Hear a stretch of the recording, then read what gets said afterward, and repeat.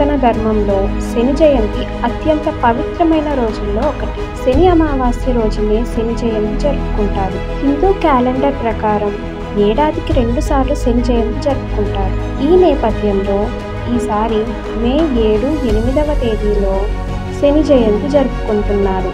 దీన్నే శని అమావాస్య అని కూడా అంటారు. పురాణాల ప్రకారం శనిదేవుణ్ణి న్యాయానికి, కర్మలకు అధిపతిగా పరిగణిస్తారు. సూర్యుడు ఛాయాదేవిల పుత్రుడైన శని భగవానుని ప్రసన్నం చేసుకునేందుకు శని జయంతి రోజున ప్రత్యేక పూజలు చేస్తారు. ఈ పవిత్రమైన రోజున ప్రవహించే నదిలో స్నానం చేసి ఉపవాస దీక్షను ప్రారంభించాలని పండితులు చెప్తున్నారు.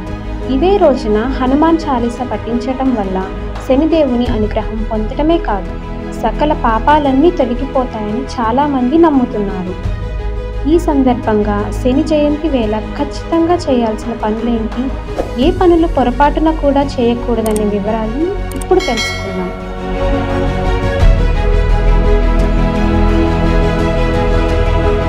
శని జయంతి వేళ చేయకూడని పనులు. శనిదేవుడు పుట్టిన రోజున ఎవరిని బాధ పెట్టద్దు, అవమానించద్దు. ఇంటి పని చేసేవారు, మీతో పనిచేసే వ్యక్తులు, మీ సహాయకులతో దురుసుగా ప్రవర్తించొద్దు. శనీశ్వరుని అనుగ్రహం పొందాలనుకునేవారు ఎట్టి పరిస్థితుల్లోనూ మాంసాహారం, మద్యం తీసుకోకూడదు. ఈ పవిత్రమైన రోజున ఇనుప వస్తువులను కొనకూడదు.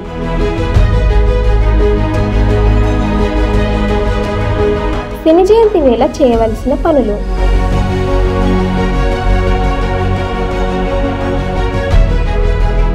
శని జయంతి రోజున శనీశ్వరునికి పూలతో అలంకరించి తైలాభిషేకం చేయాలి. అనంతరం నైవేద్యం సమర్పించాలి.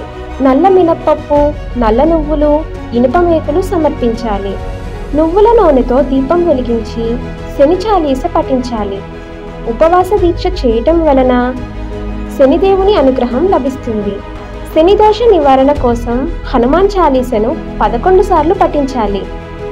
శని జయంతి రోజున దాన ధర్మాలు చేయటం వల్ల శనీశ్వరుని అనుగ్రహం పొందవచ్చు.